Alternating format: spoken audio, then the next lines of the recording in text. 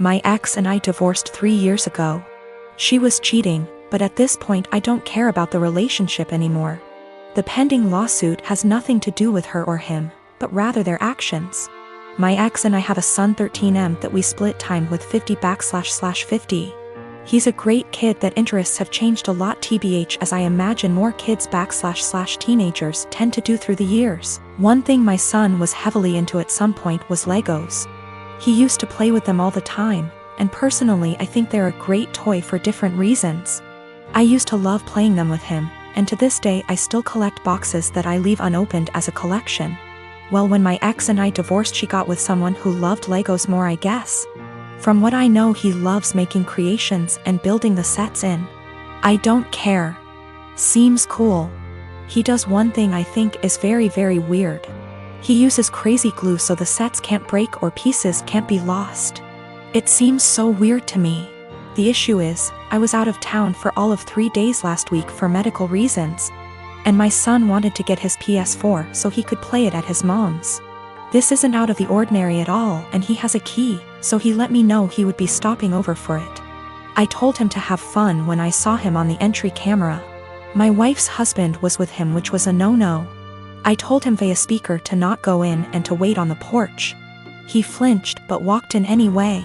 I sent my ex a text telling her to call him and tell him he's 1 minute away from a cop call. He left my home with a bag in hand, which I didn't think much of because my son had his games too. Well, my son texted me later that evening and said he didn't know it at the time, but he's pretty sure SD took some of my sets. These are all old sets and 2 are worth big money. When I got home I confirmed the missing sets and called my ex. She had no idea, but he admired he took them, but it was so son could have the sets to complete his collection. My son doesn't even like Legos anymore and told his mom he wouldn't steal from me. My wife asked how much it would cost to replace them, and unfortunately it's more than their savings. Actually, it would take their house down payment plus more.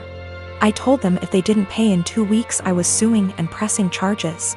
The price in the sets makes it a felony. My ex and her husband are saving for a house which would give my son more space when he's there. But those sets were going to help pay for his education someday or a home of his own. I filed the police report and have talked to a lawyer, and we're moving forward with the suit. Everyone is calling me a joke because they are just toys, but I don't get it. They are worth real money. I'm not rich, guys. I needed those to help with my son's future, but again taking this money does deny my son things at his mom's house.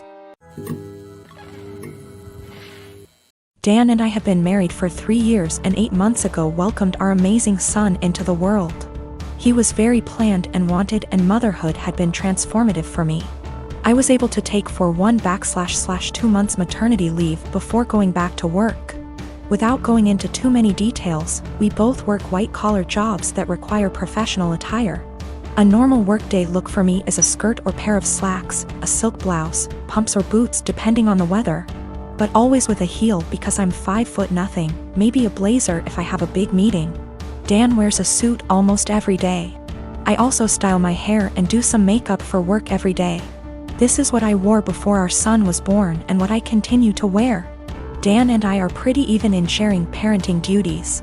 I tend to take mornings because I'm more of a morning person than Dan. A normal morning for me starts early, short workout, shower, get baby up, get ready. Get baby ready and baby off to Dan because the daycare is on Dan's way to work. I'm normally dressed at the tail end of this process, but I keep my robe on over my clothes in case my son wants to give my outfit something to remember him by on our way out the door. For the last month or so, Dan has been more irritable than normal in the morning. There have been side comments if he gets up and I'm drying my hair or getting dressed. Basically, if I'm not 100% focused on my son in the AM.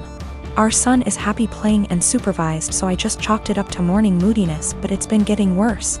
Last night, I brought it up in what I thought was a neutral, non-confrontational way.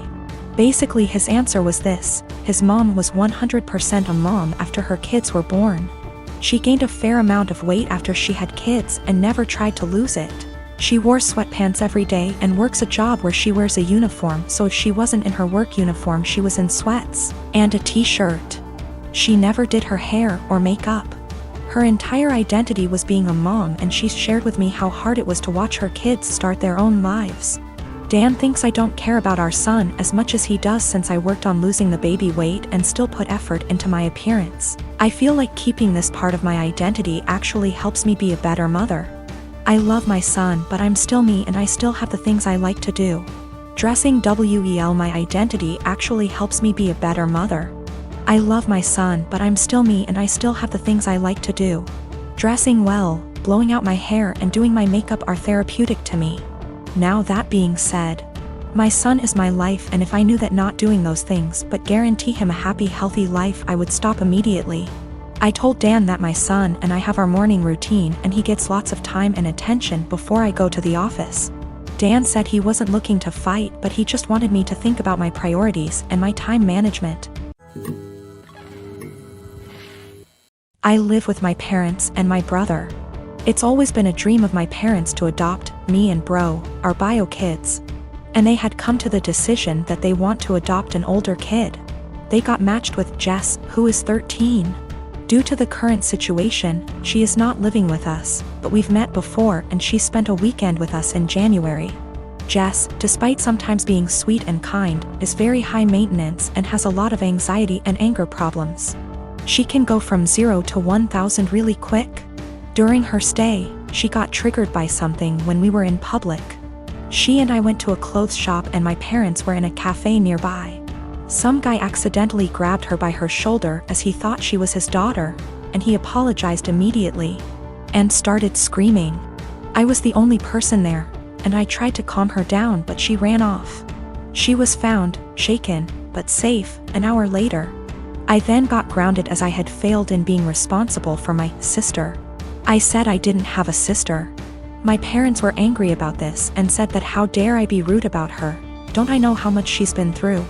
She's had other outbursts, but none so huge in public. She can be cold and untrusting and was very clingy to my parents. I do admire her and think she's very brave, but I don't want to live with her. My parents call Jess often. I often say hi and try to be civil and supportive. But it seems like the only thing my parents can talk about is Jess, and how brave she is, and she isn't even here yet. We live in a 3-bedroom house, and my parents promised to move to a bigger one later this year.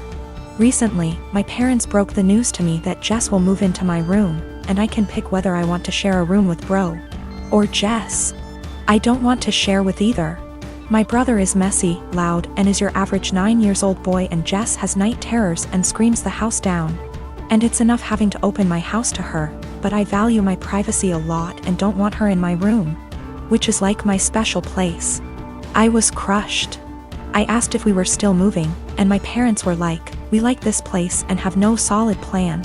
I freaked out and was like, you guys are forgetting you have another daughter and are too excited about the shiny new one to remember that the one you have has feelings and boundaries, and if you're changing everything I've ever known, at least I deserve to be listened to. If this is how life's going to be, I don't want to have a sister. Good to note, my room is big enough to have a wall put in, and my parents considered it a few years back. I would be happy with that. They refuse, even though we can easily afford it, because it is too much effort.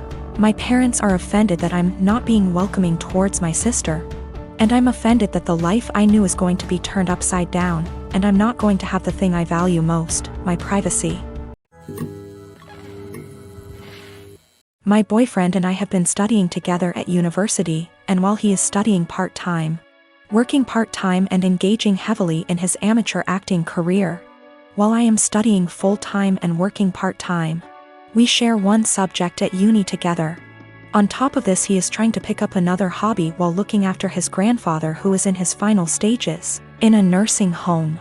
As you can imagine, for the past 6 months he has very little time to cut out of his week to spend with me. None, in fact. I have been fine with this for the most part. I have been driving 45 minutes 3+// times a week to get to his house so we can steal a few hours together, but he doesn't have time to spare. This is an inconvenience I can live with. However, he has been asking me to do a lot of other things too.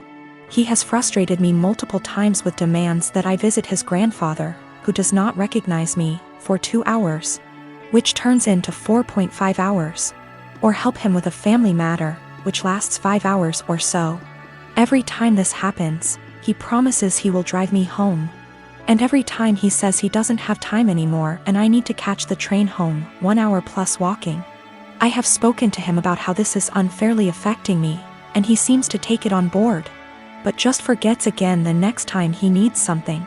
After forcing me to spend $600 plus on his best friend's destination wedding, the weekend before we both had 2 major exams due, he demands that we switch our exam times because he didn't spend enough time studying and he needed the extra day. I concede and he squanders his spare day sleeping because he needed it. I take my classes very seriously and I feel very over by his demands. I understand that family matters / best friends are important things, but he has eaten into hours and hours of my study time, and my grades are dropping. Not only that, but it's affecting my emotional health also. I have expressed to him that it is affecting me badly, but he tells me I'm being very unsympathetic and selfish. What's more is that I have about $10,000 in savings. He recently became aware of this and has demanded that I help him pay his bills because we're a team, he is broke.